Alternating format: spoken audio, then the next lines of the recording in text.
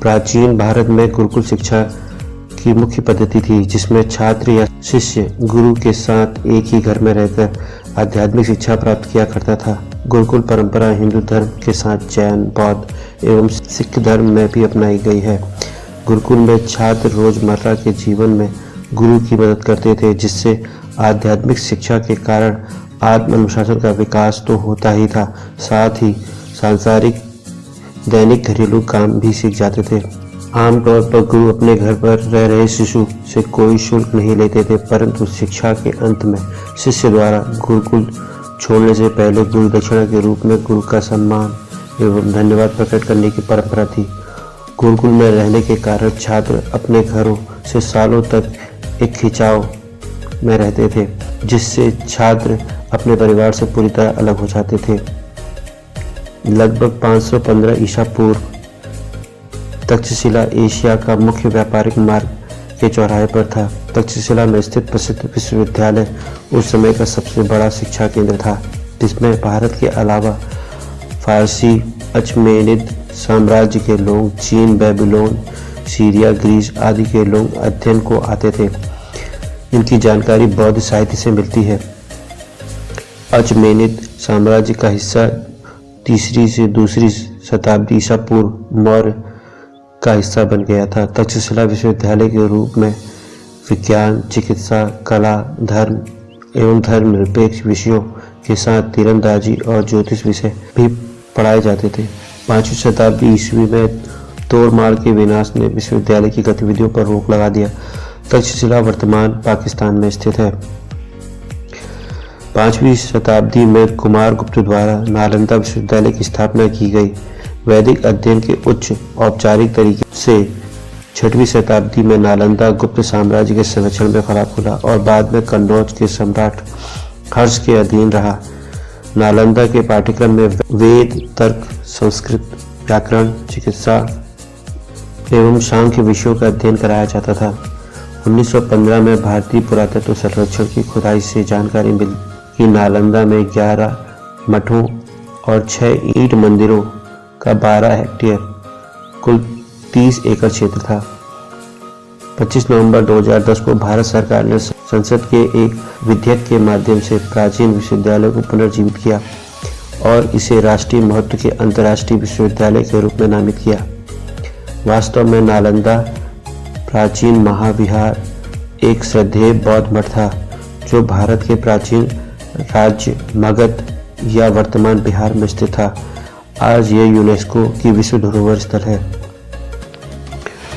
783 से 820 ईस्वी में पाल साम्राज्य के दौरान विक्रमशिला विश्वविद्यालय की स्थापना राजा धर्मपाल ने नालंदा में छात्रवृत्ति की गुणवत्ता में गिरावट के जवाब में की थी। यहाँ दर्शन, व्याकरण, तत्वमीमांसा, भारतीय तर्कशास्त्र आदि विषयों को पढ़ाया जाता था, लेकिन यहाँ सीखने की सबसे महत्वपूर्ण शाखा बौद्ध तंत्र था। वर्तमान भोपाल को भोजपाल कहा जाता था, जो कि परमार वंश के राजा भोज द्वारा बसाई गई थी।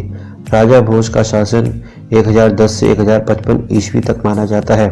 राजा भोज ने अपनी राजधानी धार नगरी में संस्कृत विद्यालय एवं सरस्वती मंदिर की स्थापना की थी। मध्यकाल में शिक्षा का प्रमुख केंद्र मदरसा बना। मदरसा अरबी शब्द है, इसमें मुख्य रूप से इस्लामी कानून एवं न्याय शास्त्र के साथ अन्य विषयों को सिखाया जाता है। इस संस्था की उत्पत्ति को व्यापक रूप से 11वीं शताब्दी में सेल्यूकस के तहत एक निजाम अल मुल्क श्रेय दिया जाता है, जो ईरान, मेसोपोटामिया और खरासान में आधिकारिक मदरसों के पहले नेटवर्क के निर्माण के लिए जिम्मेदार था। मदरसा शिक्षा का पहला संस्थान सफा नामक एक पहाड़ी के पास जैद बिन अरकाम की संपत्ति में था, जहां मोहम्मद शिक्षक थे और छात्र उनके अनुयायी थे। मदरसे के पाठ्यक्रम में कुरान, हदीस, फरीज, वंशावली के उपदेश थे। प्राथमिक चिकित्सा, घुड़सवारी, युद्ध कला, लिखावट, सुलेख, एथलेटिक्स और मार्शल आर्ट का प्रशिक्षण किया जाता था। मध्यकाल में हिंदू स्कूलों में संस्कृत शिक्षा का माध्यम था, वहीं मुस्लिम धर्म के मकतबों में फारसी अक्षर शिक्षा का माध्यम था तथा एक नया माध्यम उर्दू बना। व्यावसायिक एवं तकनीकी शिक्षा को मुस्लिम काल के अंतर्गत प्रमुख विकास मिला। फिर 31 दिसंबर 1600 ईस्वी में इंग्लैंड की रानी एलिजाबेथ प्रथम से प्राप्त अधिकार पत्र वाली ईस्ट इंडिया कंपनी ने 23 जून 1757 ईस्वी में प्लासी के युद्ध को जीतकर भारतीय राजनीति में अंग्रेजों को मजबूत कर दिया। रेगुलेटिंग एक्ट 1773 ईस्वी ने पाश्चात्य अंग्रेजी शासन के रूप में गवर्नर जनरल पद के ब्रिटिश ईस्ट इंडिया कंपनी का शासन शुरू कर दिया, जिससे भारत की शिक्षा का पाश्चात्यकरण प्रारंभ हो गया। भारत में कंपनी के अधीन प्रथम गवर्नर जनरल वॉरेन हेस्टिंग ने 1781 ईस्वी में कलकत्ता में मुस्लिम शिक्षा के विकास के लिए प्रथम मदरसा स्थापित किया। हेस्टिंग के समय ही 1792 ईस्वी में जोनाथन डंकन ने बनारस में संस्कृत विश्वविद्यालय की स्थापना की। 1784 ईस्वी में सर विलियम जोन्स ने एशियाटिक सोसाइटी ऑफ बंगाल की स्थापना की। इन सभी घटनाओं के लिए इन लोगों को ईसाई मिशनरियों से आलोचना का सामना करना पड़ा तथा पाश्चात्य साहित्य के विकास पर बल दिया जाने लगा। 1800 ईस्वी में तत्कालीन गवर्नर जनरल लॉर्ड वेलिजली ने कलकत्ता में नागरिक सेवा में भर्ती किए गए युवाओं के प्रशिक्षण के लिए पोर्ट विलियम कॉलेज की स्थापना की। 1813 ईस्वी के चार्टर एक्ट से भारत में शिक्षा के प्रचार प्रसार के लिए 1 लाख रुपए की वार्षिक राशि निर्धारित की गई। 1833 के चार्टर एक्ट ने बंगाल के गवर्नर जनरल को भारत का गवर्नर जनरल बना दिया, जिससे भारत के पहले governor general Lord William Bentinck हुए। 1835 ईस्वी में बेंटिक ने कलकत्ता मेडिकल कॉलेज की स्थापना की। इसी के समय मैकाले की अनुशंसा पर अंग्रेजी को शिक्षा का माध्यम बनाया गया। लॉर्ड डलहौजी ने 1854 ईस्वी में शिक्षा संबंधी सुधारों के लिए फुट डिस्पैच लागू किया, जिसके अनुसार जिलों में एंग्लो वर्नेक्युलर स्कूल, प्रमुख नगरों में सरकारी कॉलेजों तथा 1857 ईस्वी में तीनों प्रेसिडेंसियों कलकत्ता, मद्रास एवं बंबई में एक एक विश्वविद्यालय की स्थापना की गई और साथ ही प्रत्येक प्रदेश में एक शिक्षा निदेशक नियुक्त किया गया। सन 1854 ईस्वी में भारत में एक स्वतंत्र विभाग के रूप में लोक सेवा विभाग की स्थापना की गई तथा इसी समय भारतीय नागरिक सेवा हेतु पहली बार प्रतियोगिता परीक्षा शुरू हुई। 1857 ईस्वी के ऐतिहासिक विद्रोह के बाद भारत का शासन कंपनी के हाथों से सीधे ब्रिटिश सरकार के नियंत्रण में ले दिया गया। जहां लॉर्ड लिटन ने अलीगढ़ में एक मुस्लिम एंग्लो प्राच्य महाविद्यालय की स्थापना की, वहीं रिपन के समय प्राथमिक एवं माध्यमिक शिक्षा में सुधारों के लिए विलियम हंटर की अध्यक्षता में हंटर शिक्षा आयोग 1882 में गठित किया गया।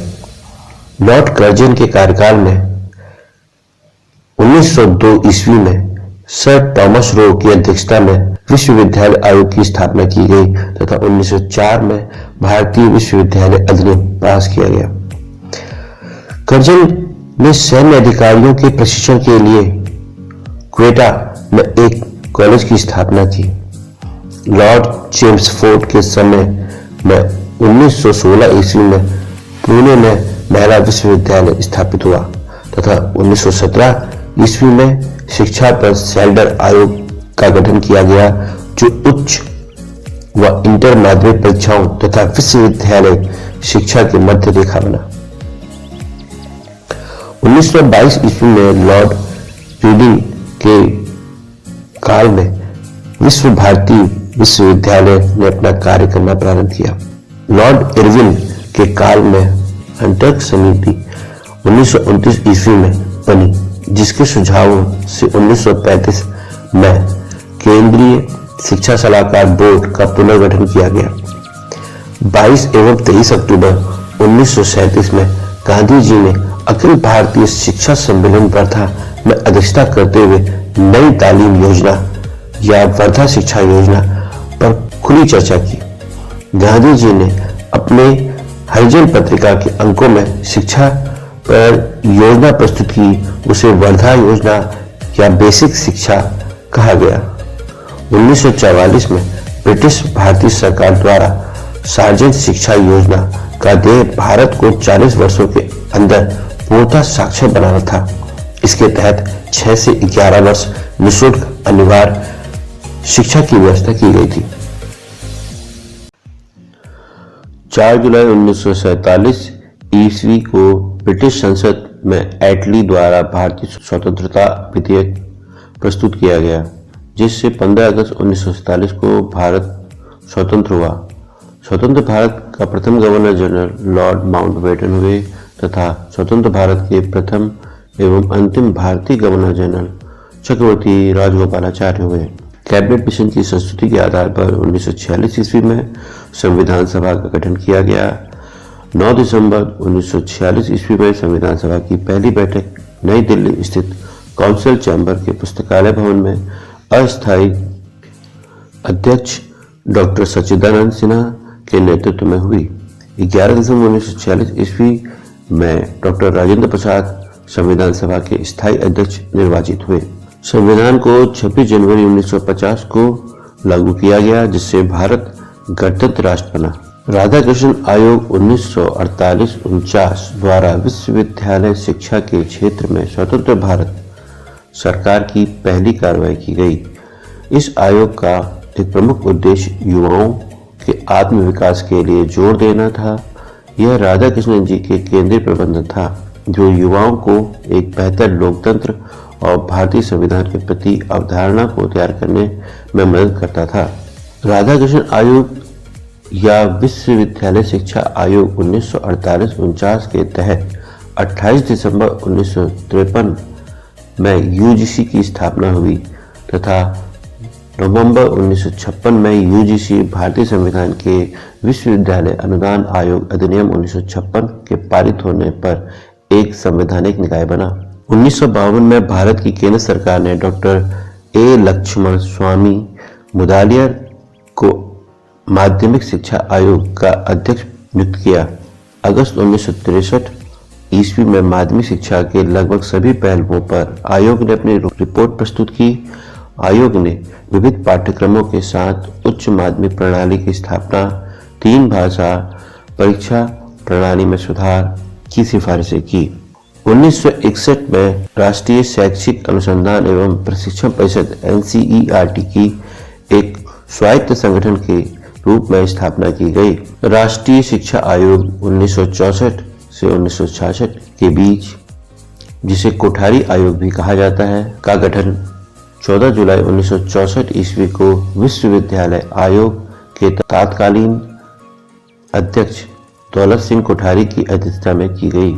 आयोग का कार्य प्राथमिक स्तर से उच्च स्तर तक शिक्षा के विकास के लिए सामान्य सिद्धांतों और दिशा निर्देशों को तैयार करना तथा भारत में शिक्षा के मानकीकृत राष्ट्रीय पैटर्न पर सरकार को सलाह देना था।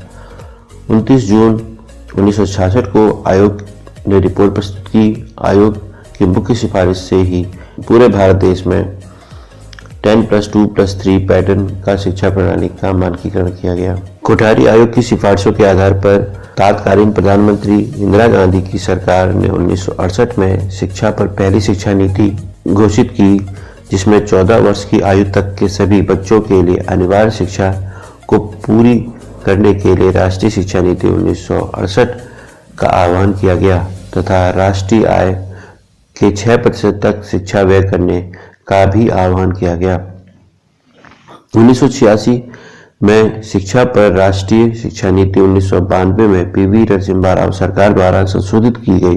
15 अगस्त 1995 को नामांकन बढ़ाने, प्रतिधारणा और उपस्थिति के साथ साथ बच्चों के पौष्टिक स्तर सुधारने के उद्देश्य से केंद्रीय प्रायोजित स्कीम के रूप में प्राथमिक शिक्षा के लिए राष्ट्रीय पौष्टिक सहायता कार्यक्रम या मध्याह्न भोजन योजना शुरू किया गया। राष्ट्रीय अध्यापक शिक्षा परिषद NCTE 1995 में राष्ट्रीय अध्यापक शिक्षा अधिनियम 1993 के तहत गठित भारत सरकार का एक संवैधानिक निकाय है। जो औपचारिक रूप से भारतीय शिक्षा प्रणाली के मानकों और प्रक्रियाओं की देखरेख करता है। सर्व शिक्षा अभियान भारत सरकार का एक कार्यक्रम है जिसके तहत 6 से 14 वर्ष की आयु के बच्चों को मुफ्त और अनिवार्य शिक्षा देने का भारतीय संविधान का 66वां संशोधन एक मौलिक अधिकार है। इस कार्यक्रम का नेतृत्व पूर्व प्रधानमंत्री अटल बिहारी वाजपेयी ने किया था। यह कार्यक्रम 2002 में शुरू हुआ। 18 अक्टूबर 2001 को संकल्प पत्र जारी कर राष्ट्रीय स्तर पर 3 परीक्षा योजना JEE और AIEEE तथा राज्य स्तर पर SLEEE निर्धारित की गई थी। अनुसूचित जाति, अनुसूचित जनजाति, अन्य पिछड़े वर्ग, अल्पसंख्यक समुदायों और गरीबी रेखा से नीचे के परिवारों की लड़कियों की शिक्षा के लिए अगस्त 2004 में कस्तूरबा गांधी बालिका विद्यालय योजना भारत सरकार द्वारा शुरू की गई। 2005 में तत्कालीन प्रधानमंत्री मनमोहन सिंह सरकार ने सामान्य न्यूनतम कार्यक्रम पर आधारित नई शिक्षा नीति अपनाई। शिक्षा का अधिकार अधिनियम RTE 1 अप्रैल 2010 से लागू हुआ। मानव संसाधन विकास मंत्रालय ने एक मसौदा नई शिक्षा नीति 2019 जारी की, जिसके बाद बच्चों के संज्ञानात्मक विकास के आधार पर छात्रों के लिए सीखने का अनुकूलन कराने के प्रयास में 10+2 प्रणाली से 5+3+3+4 स्कीम डिजाइन के पाठ्यक्रम और शैक्षणिक संरचना के संशोधन के बारे में बात की गई है।